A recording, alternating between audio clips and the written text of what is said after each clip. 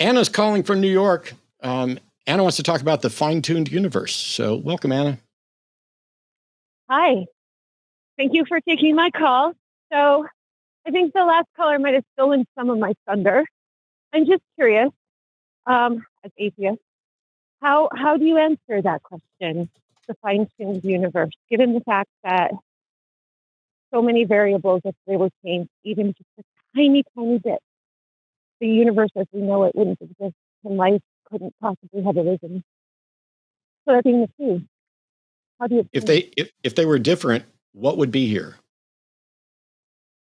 We don't know. I mean, there are theories where the universe would collapse upon itself, where chemistry couldn't happen. Yep. If there was some other set of variables that produced things that were similar but different, and wound up producing intelligent life, wouldn't they be sitting here going, "Wow, how amazing that it was fine-tuned for me"? Yes, that's true. And as at least within the scope of my investigation of this subject, there's very limited, as we know it, very limited variables that could produce circumstances, at least that we understand, that could lead to some kind of universe that could lead to life. So given our limited understanding, we don't know. We don't know what other universes may or may not exist, or may or may not have started to exist or ceased to exist. But we also don't know what other sorts of universes might produce life of various type. And under all of them, whatever thought life is there, it's what that universe produced. So it's not that we were the universe was fine-tuned for us. It's that we are what this universe could produce. And so now all we're saying is, hey, it's pretty cool that the universe could produce us. Yep. And if it didn't and couldn't produce us, we wouldn't be here to talk about it. So like the puddle in the water argument. It's absolutely Douglas Adams' puddle. So that's your answer to it? Okay. Yeah. Well, then how do you explain innate religiosity of human beings? But it seems as though throughout the course of all humanity, religions seem to arise, and there's this natural inborn tendency in humanity to seek a God. There's not, though. And when you don't think so? No. Have you heard of the Piraha? I'm sorry? No. The Piraha. It's an Amazonian tribe that doesn't have a God belief. Oh, first I've heard of it. Well, it's one of the obvious things, but the reality is that we are human beings with similar brains and similar problem-solving abilities and similar concerns, and we're facing similar problems. So how can it be surprising that people wanting to understand the world or wanting to explain things that they don't understand make up stories that are capable of explaining those things? Okay.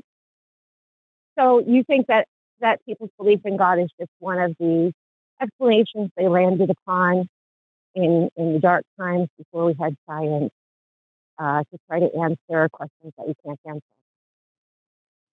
Sure. That's part of it.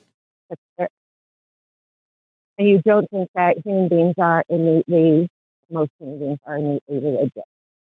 And that it's a discussion that's kind of I think we're innately prone to mistakes in thinking, and some of those mistakes in thinking lead to religions. Anna, if I can jump in quickly, there is a computational neuroscientist named Dr. John Wathy, and he's written a book called The Illusion of God's Presence. It is a thick book. And for lay people like you and me, it's definitely something that you have to navigate slowly. But he writes about many of the ways our brains activate and work when we are infants. We are totally dependent on our parental or guardian or nurturer figure. And he has found in his studies that there are external things that can activate or reactivate those parts of our brain as we get older. And religions are really good at doing this. So when you see, especially organized religions, they're looking to who? A parental figure a father who does all the thinking for us and meets all our needs and is our great protector and is all loving. And my dad can beat up your dad, right? That kind of a deity. And there are a lot of biological things going on under the surface, evolved traits and tendencies, beyond the fact that we were ignorant and we filled blanks. We were superstitious and terrified and frightened in our ancestry. We didn't know what lightning and tornado and earthquakes were. We didn't know what disease was. We thought epilepsy was a demonic possession. The gods are angry. Who was it I was reading the other day about where the term for stroke came from? When people used to suffer from strokes back before we understood what was happening when you threw that blood clot, people believed that you had been stricken by the gods. And so we had sort of made up these stories to fill gaps in our knowledge. There are 1,000 gears in this machine. But hey, I think the more we have learned about the world, ourselves, our universe, we find that our gods are shrinking, aren't they? The less of a need we seem to have for supernatural explanations. That's an interesting argument. What was the name of the book? It's called The Illusion of God's Presence by Dr. John Wathy. Thank you. So I don't want to take up all your time. No, forgive me. And it's a thick book. Trust me. I interviewed John and I was like, Doc, go ahead. So I'm sure you're aware of this, 100% sure. What would you say to someone like Ayaan Hirsi Ali and the arguments that she's making right now? As you know, she was part of the New Atheist movement and fairly vocal about it. She was. Well, a lot of people consider her like the only female horseman of the four horsemen and say, she was friends with all of them. Ayaan Hirsi Ali is a right-wing think tank garbage thinker. Okay, that's what you. She went back to Christianity. Well, supposedly, I saw her reasoning that's for what it. I'm wondering. Nothing. I saw an interview with her recently, and I'm just wondering what the points that she's making. I hear what you're saying about character. I'm wondering what you would say to her argument. She released, I think, an official statement about why she was returning to Christianity. Interestingly, none of it had anything to do with the proof for the Christian God. It was really more about political leanings. It had nothing to do with actual God belief. I'm sorry, man. You probably know more about it than I do. No, it was the unheard argument that you're referring to. Essentially, her primary claim. Her primary claim was that she wants to oppose radical Islam, and she thinks that Christianity will be more effective in opposing Islam than atheism. So she views it not as something that's true, not that there's some God or anything else, but as a matter of pragmatic practicality of who she's going to group with in her fight. And those are people like Ben Shapiro, aren't they? And Dave Rubin, and it's just really I didn't know that. Yeah. Well, she's subsequently come out and talked about profound depression that she suffered from, and alcoholism, and an emptiness and a lack of meaning that drove her to. Because I read the article you're referring to, and that was kind of my take on it too. Like, it didn't make sense to me that somebody back to your would. Original question about why do so many people seem to believe? I don't think this one fits in a meme. 8 billion people, all with complex three-dimensional lives, live on this planet. Right. And each of their homes, each of their parental figures, each of their cultures, their mosques, their churches, their scriptures, their personalities, their biases, the environmental factor, all of these things are wildly complex. But the fact that someone desires to believe, or they were indoctrinated to believe, or they were filling blanks, or alleviating fears, or they were coping, or they just didn't know, or they wanted to believe, at the end of the day, the question has to be, is there any proof? Is there any evidence? Right. And so far, that answer is no. Right. So that's what I was, with regards to Ayaan Hirsi Ali, I'm not a follower of hers or anything. But one of the arguments she makes, and I'm not making the argument, I'm curious to hear, I think you may have just articulated it, what your response to it would be, is that people are naturally religious, and we humans struggle through life like it's hard and painful and difficult. And forgive me, Anne. I cannot understand you. So, Your call Yeah. is muffled. Matt, can you hear? Maybe it's oh, just my sorry. end. No, it is a Hang little on. muffled. Like, Hang on, I'll fix it. Can you hear me now? I'm going to beg you to start I that think point that's from the better. very beginning. Would you do that for me? Okay. Yes, I just don't want to take up all your time. Okay, No, quickly. Let's. I'm not a follower of Ayaan Hirsi Ali, but the point, which I think you may have just addressed, that she made, that I'm curious to hear what your take on it would be, is that life is very difficult for us humans. We have complex minds and difficult lives that are inevitably racked with pain and sorrow. And many people find great comfort in religion, and we are naturally religious. So if you take away a religion that gives people comfort, and that is doing, in many cases, no harm, beware the devil you don't know. And so that's kind of one of the arguments that she made. So I'm just curious. I'm not arguing that point. I'm curious to hear what your argument would be to that with the rise of sort of evangelical atheism, is there some harm being done? No. So Okay. not only do I not believe that we are naturally religious, I think that religions exploit things that we are naturally. We are naturally curious. We are naturally fearful. We are naturally communal. And religion has poisoned our brains into pretending that it's offering answers and explanations for those things. And so when you get someone to give up the religious belief that they found comforting, if it's Right. not true, then the comfort was a lie, and the religion is to blame for any fallout. Just like if your parents had told you when you hit your 21st birthday, you're going to inherit $1 billion, and you live your life and you get to 21 and now you're ready to inherit, and they're like, oh, we're sorry. That was just a comforting lie that we wanted to give you to help motivate you to look forward to your 21st birthday, and there's not going to be any billions of dollars.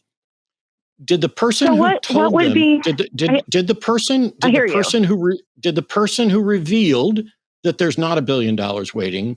Did they do the harm, or did the initial lie that there was $1 billion waiting do the harm? I gotcha. But then I guess my follow-up question, because I can't argue that point, that's a valid point. My follow-up question would be, what does your ideal atheist society look like, and how would we achieve that? I don't know, Seth. I don't see an atheist society. I'm interested in a humanist society, right? Yeah. Okay. And how would we achieve that? And, well, first define that. Let me back up, and I promise you, I will get there. Let me back up by saying that you were talking, I think, about the utility of religious belief. I mean, religion has served in our past a tremendous number of purposes. It didn't make it true, but it's understandable why it happened. It made tribes out of non-kin, which increased the ability to survive and thrive on the African savanna and beyond. It filled blanks in our knowledge. We see all the time a parent lose a child to cancer or in a car accident, and they are balmed and comforted by the idea that they will, they're not going to be separated forever, but we'll one day see them again in heaven. We understand, and I think these things deserve our empathy. We have to understand that many people are desperately trying to get through. And the worst thing to do is to look at them. And I see a lot of this in the meme verse and say, those religious people are mentally ill, or, they're all a bunch of clowns and blah, blah, blah. I think what I hear in your voice and your question is empathy and compassion for people who are trying to get how do we compassionately approach believers? Like, what would be? Well, because I think one of my issues with the new atheists is I think they sometimes go a bit far in that way. And the message could be a little bit more all-embracing.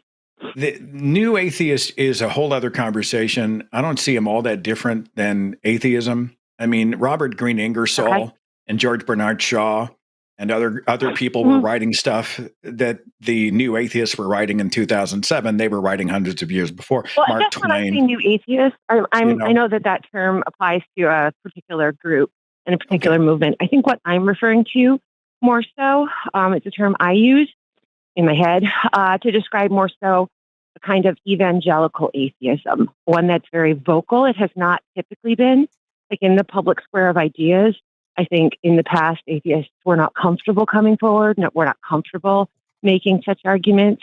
When I was born, the majority of the United States was Christian, and you would be completely just outcast if you were to come forward and deny religion so openly. And now that's socially acceptable, particularly with the internet. Let me jump in, Anna. I mean, at least where I am, it's more socially acceptable. I want to make sure that I'm not overusing my time as participant here, but allow me, if I may. First of all, atheists are still very much ostracized. It's not ostracism in the way that we had seen it 15, 20 years ago, but it's still a problem. And one of the reasons that we talk about atheism, that we do not believe in gods, is to normalize the term and to show the people around us that, yes, we are here and we are good people and they get to share the planet with us, whether they like it or not. But when I talk about a society, I wouldn't want to wrap that. I wouldn't want to define it by the gods I don't believe in. I want to talk about what I do believe in. And I think it's one of the reasons why I think we need to be human beings solving human problems, because there is no evidence, as Carl Sagan said, that help would come from elsewhere. We have to do it for each other. Yep. As long as there is suffering in this world, as long as people are too poor to pay the bills, as long as cancer is ravaging their bodies, as long as all of these other things are happening to cause people great harm and pain and fear, they are going to look up at the sky and reach out and they're going to grasp at gods. Yes. And I think in order to make their reliance on these sometimes very destructive, superstitious ideas, to make that wane, we're going to have to solve the problems in the here and now. And I think a society where we show love and compassion, and we work hard for each other, and we see each other not in terms of race and color and culture and creed and gender, but we see us all as the human condition. I think that's the world I would like to live in. No gods, no monsters, just you and me. That sounds pretty good to you, doesn't it, Anna? That's a beautiful answer. Yes, that is a lovely answer. So can I follow up with a question on that? I mean, I'll leave it up to the host. I know we've been on the phone a while, so I know. I'll talk to Anna for a week. I want to give other people a chance. Yeah. So, with that in mind, I wonder: do you think? So, what you've just when you hear people, apologists talking about the good that Christianity has done, and they can trace things like the rise of the nursing profession, and that they intervened in infant abandonment, which they can just go on and name a bunch of stuff that's good that came from Christianity, including, they would argue, churches. Do you think, based upon what you just said, which is lovely, that there should be some kind of atheist church, that there should be some way that is the message, rather than just arguing you're wrong, it doesn't exist, God, you're deluded and you need to get this mind virus out of your system? Rather offer something of meaning, something to build upon, because I think that's a lot of the argument that some people who were atheists and who are converting to some kind of religion, namely Christianity, that's their argument is the atheists offered up the truth, but they didn't set forth a path that is good, that could bring about. That's not what atheism is. That's not what atheism is, and that's why when Seth answered this question, and why when I answered this question, it's secular humanism. By the way, there's Unitarian Universalist Church, there's a Sunday Assembly, there's Oasis, there are countless national, international, and local organizations. You just happen to tune in to some of the guys who are sitting here having these discussions all the time.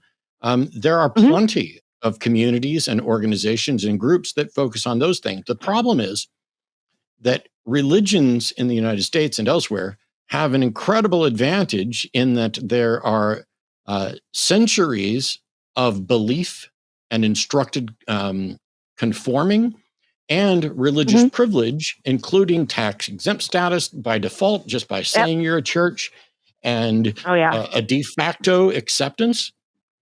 Nobody, when they hear, "Ooh, I'm going to this atheist meetup," thinks of it in the terms, generally speaking, of, "Oh, what church do you go to?" And there are also people, after having freed themselves from church, who don't want to just go join another church or have anything like the church, because church is the place where you donated 10 to 20% of your salary in addition to offerings, and they pass in the plate all the time, and there was corruption. And a lot of the things that you pointed to of, hey, they could say this is because of Christianity. I would push back on that. Christianity exploited the good that was in people. There's nothing within Christianity that encourages a university. There's nothing in Christianity that encourages a hospital. There's nothing in Christianity that encourages any of those things. But there are people who are part of Christianity and part of other religions as well, who recognize that these are good things. These are necessary things. That's why I wasn't making the argument. I was repeating an argument I had heard. And the argument I had heard was... You asked how we would respond to it. I'm giving you that response. And so you've got Jehovah's Witnesses that are opposed to scientific things like blood transfusions, and yet Catholics aren't opposed to blood transfusions, and Baptists aren't opposed to. So it's not like Christianity has one mindset on blood transfusions. Hey, look, I got an alarm. Isn't it too that like Christianity is a subset of community, right? I mean, human beings are communal creatures, and churches do community extremely well, but they don't own it. Yeah, I guess that's what I'm getting at. If I may, Anna, I'd like to finish my thought very quickly, okay? Sure. Okay. I think that you have hit on one challenge we do have. If we ask people to walk away from the dogma, many of them are going to lose, whether they want to or not, their church communities. That social glue, the connecting net, the thing that they have that's given them safety and security and friendship and all those things for so many years, perhaps decades. And we, outside, we need to do a better job of creating the nets that they can fall into, creating humanistic communities where we just, I hate the word do life because it sounds so churchy, but we do life together. And you have spoken, I think, to a challenge that we need to overcome. Community is not the enemy. Community isn't church. Community simply means connecting as human beings and doing life together. And I think we definitely have some work to do there. So we line up for sure. Thank you. Yes, I agree. And church is just sort of the default word I use because it's instantly understandable what I'm getting at. We wouldn't have to call it church. It could be anything, any kind of group. And generally they don't. Particularly, there are religions where people are shunned. There are religions where when they lose their whole social network. And to say, that person, if that person has come around and thought, okay, I don't buy the lie anymore and I want to live in reason. Well, what then? It's a cold comfort. And, there's just nothing there for them. So I hear what you're saying. Like there are the Unitarian. How many people know about that? And to me, that's still like if you go to like BeliefNet, that's still listed as a church. It's still listed as a religion.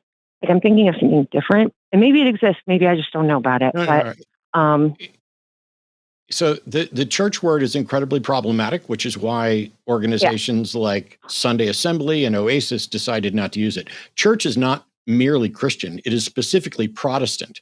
So you've got church being a predominantly Protestant word, mass being more of a Catholic word, and then you've got synagogue and mosque and all of these for other religions. And so the reason church just feels normal is probably because you grew up in the United States surrounded by Protestants. And we just assume, we need something like a church. And there are people who are actively trying to avoid that label, in part because it's religious and in part because it's Protestant in particular.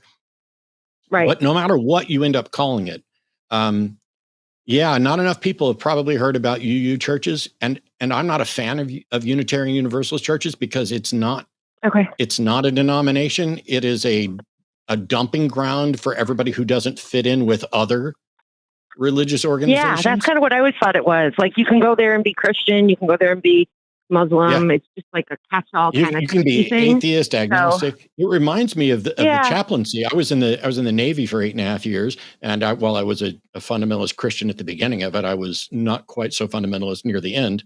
And part of that was because religious services in the military are so watered down that so as not to offend anybody you've got to have the Methodist, the Baptist, the Presbyterians, the Catholic, everybody needs to be able to go because you can't have 23,000 chaplains. And because of that, it ends up being this dull, gray, let's not do anything offensive thing. And it reminds me of the Unitarian services that I've been to because they try to be, and by the way, when I say that, generally I find Unitarian Universalist communities to be wonderful, to be supportive of. Well, I mean, as we've talked about, community it can be wonderful. Community just in and of itself, divorce it from a belief system. And where do you even get that in life? You get it in your neighborhood, maybe at your work, maybe in school, but that's kind of shallow. And I think people find it most in their religious settings. So, I just think maybe it would be something to consider, in the messaging, in trying to sort of break people away from whatever religious indoctrination they've been succumbed to. That maybe something Anna, else with your permission, could he and I unpack this a little bit more after the call? Would that be all right with you? Oh, yeah. I should let you go. I want you to be able to talk to that people. So thank you guys so much for this lovely conversation. Yep. Thanks, Anna. Matt, I came out as an atheist at a UU church in 2011, and you were there. You and Aaron Ra were on the speaking roster, and it was the first time I ever showed my face. I'd been hosting for like 2 years, the Thinking Atheist behind the scenes. So people knew my first name, but they didn't know my face because I was working for a company that served mostly churches. And I was still deconstructing, and I was going through all of that. And I was worried, what happens if I lose my job? And how do I get out of this? And how would I pay the bills? And will I lose my house? And it was going through all of that. And finally, one day, I said, all right, screw it. I'm just going to let the gorilla out of the cage. And I spoke at that UU church, and it was such a gift that whole day. And that was the first time we had a chance to shake hands. And I remember the UU congregation, they opened their doors wide. There was no judgment. They were absolutely amazing. And for that reason, I love them. But I've interviewed UU ministers, and they're maddening. Because whenever I say, if somebody walks in their door and they want to bring a belief that is demonstrably wrong or even harmful, are you prepared to say, we're sorry, that is demonstrably wrong or harmful? And I couldn't get one UU minister to say, yeah. They're like, well, these are lively questions. And, we definitely want to have those discussions. But nobody wanted to say they were prepared to say, it's just wrong. And that's a real problem, I think, with UUs. Was that what you were saying a second ago? And also, none of them are going to say that it was stupid as fuck. But so in that instance, I don't know how much, granted, I wasn't involved in setting up that event, but I didn't get the impression that this was an event put on by the UU church. It was an event put on by atheist organizations at the UU church. And the key thing there is that the UU, wow, I'm having difficulty saying UU, the Unitarian Universalist communities are open enough that we end up using, their buildings for events on occasion. My frustration is that by trying to be open and accepting to everybody, and not the same thing that you're talking about, not being able to say, ooh, wow, that's a bridge too far, or there's not good reason for that, or how is this true?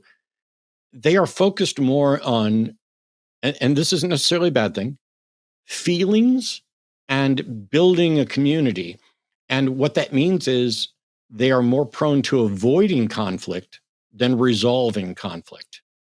And I am the opposite. I have a problem with a lack of closure. It's undeniable, and we'll be seeking therapy related to that specific issue. But I absolutely do not do well with a lack of closure. And the UU churches, to me, are the opposite of that.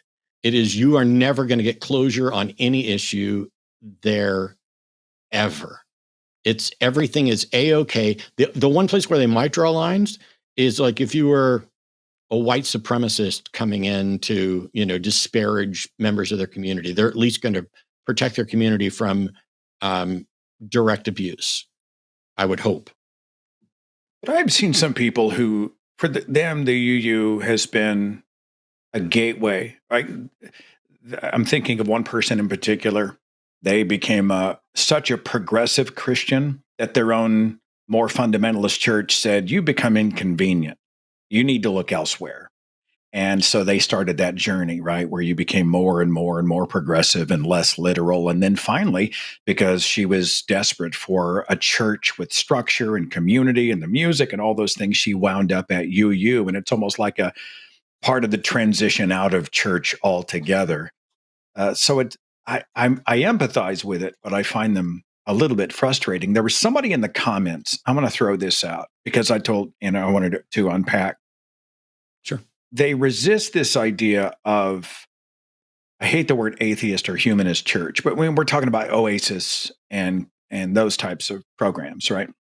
Yep. We get together as human beings, but if we do that, we're joiners, right? I'm not a herd. I'm an individual. I left one group. I'm not going to join another group. And I think that's problematic.